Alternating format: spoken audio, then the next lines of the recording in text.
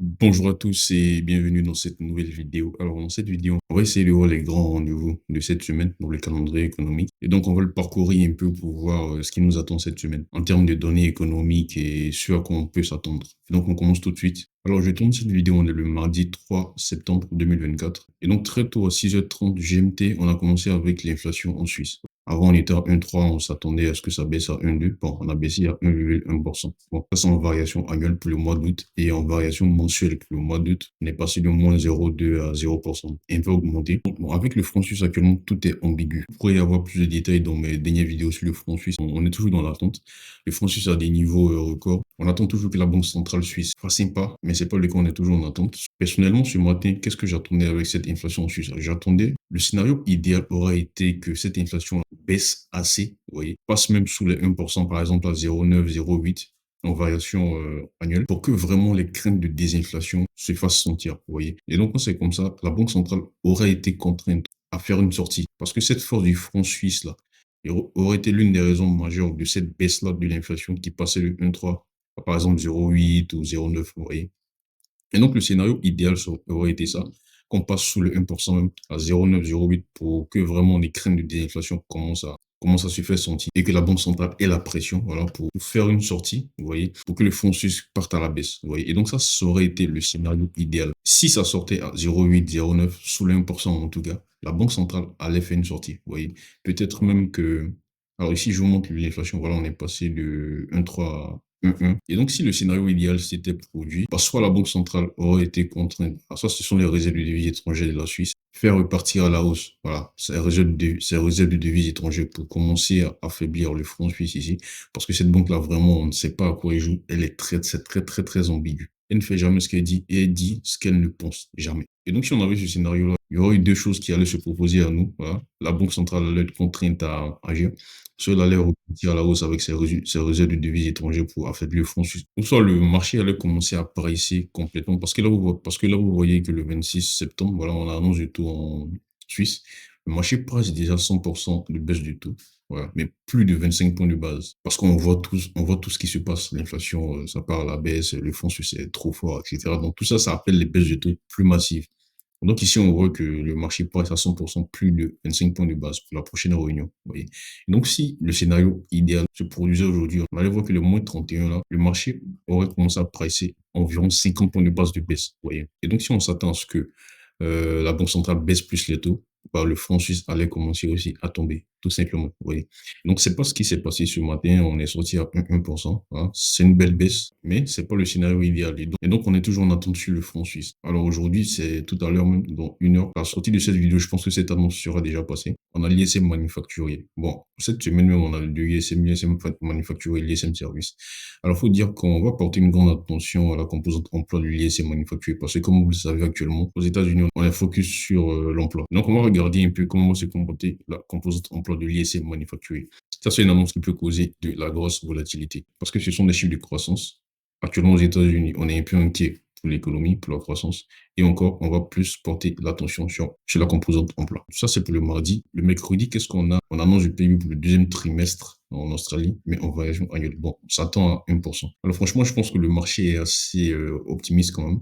Avant, on était à 1%. On attend une baisse à 1%. Je pense que le marché est très optimiste parce que actuellement, parce qu'en Australie, je vous montre ici, on a eu une baisse. C'est léger, mais on a eu quand même des baisses au niveau de l'inflation en Australie. Ça, ce sont les derniers chiffres d'inflation. Et donc, si on regarde la réaction de l'Australie actuellement, lui, il part à la hausse. Voilà. Alors que présentement, les différents chiffres en Australie, comme je vous ai montré tout à l'heure, ça, c'est l'inflation. Et même, on a commencé à avoir vous voyez la composante croissance là. En fait, la croissance, il y a des composantes principales. Et ces composantes principales, on a commencé cette semaine et la semaine passée, on a commencé à voir que ça part à la baisse. On a par exemple le CAPEX en Australie qui est sorti plus bas que ce qui était prévu. Je pense même que hier, voilà, hier, on a aussi vu, voilà, hier, très tôt le matin à 1h30, on a aussi vu ici le profit des entreprises en variation trimestrielle. On a vu que ça chutait. Ça, c'est une grosse chute. On est passé de moins de 5%. On s'attendait à une hausse à moins 0,9%, mais on a baissé jusqu'à moins 5,3%. Tout ça, ça constitue la croissance ici qu'on attend demain à 1%. Donc, Personnellement, je l'attends un peu plus à la baisse. Et donc, cela pourra nous donner de très belles opportunités si on a une grosse baisse, moins même que les 1%, vous voyez. D'autant plus que présentement, le dollar australien, c'est la deuxième devise la plus achetée ici. Donc, les meilleures opportunités seront des opportunités de vente. Dans quel cas on aura des opportunités de vente, c'est si ici la croissance sort plus bas que ce à quoi on s'attendait. Et ici, il faut dire aussi que, voilà, vous voyez ici, RBA pour la prochaine réunion. Avant, on avait de fortes chances que la Banque centrale monte les taux ici. Oui. Et maintenant, vous voyez que c'est à 0% ici. Pourquoi? Parce que le marché a quand même remarqué qu'actuellement, les différents chiffres en Australie sont en train de se dégrader. Et donc, conséquence, on ne va plus monter les taux. Vous voyez, les taux qui sont assez élevés actuellement font effet. Et donc, après ça, dans la soirée, à 13h45 GMT, on aura annonce du taux Canada. On s'attend à ce que la Banque centrale baisse les taux de 25 points de base. Alors, franchement, cette annonce-là, je ne pense pas qu'elle change les choses. Parce qu'ici, comme vous le constatez, parce que le marché ici presse déjà 100% de baisse, au fait, au Canada, lors de cette réunion-là. Et en plus, il faut dire que le dollar canadien a tellement déjà pressé à cette mauvaise nouvelle. Regardez cette baisse-là. Depuis décembre 2023, regardez. C'est seulement depuis août de cette année, voilà, 5 août que on respire un peu.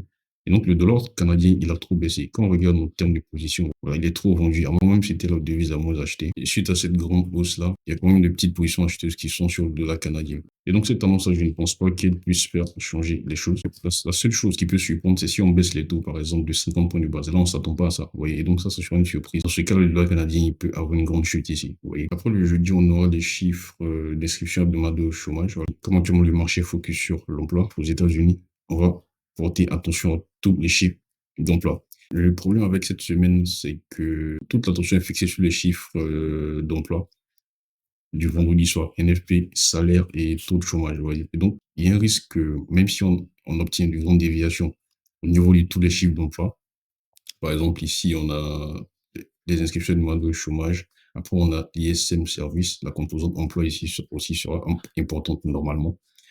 On a aussi l'ISM manufacturier. La composante emploi aussi sera importante. Mais comme on a la grande annonce le vendredi soir, avec le NFP, le taux de chômage et les salaires, le risque avec ça, c'est que même si on obtient de grandes déviations au niveau de ces autres types d'emplois-là, le marché ne porte pas trop attention à ça, vous voyez. Mais on va le surveiller quand même. Et finalement, le vendredi, voilà, on a NFP, taux de chômage et les salaires. Alors, comme vous le savez, présentement, le marché focus sur l'emploi aux États-Unis et donc ça sera un événement très, très, très important. Il est attendu depuis des semaines et des semaines, vous voyez. Et donc, pour moi, la plus grande opportunité sera l'achat ici. Si, par exemple, on a une grande hausse au niveau du NFP, le taux de chômage, par exemple, il baisse plus que ce qui était prévu. On attend déjà la baisse à 4,2.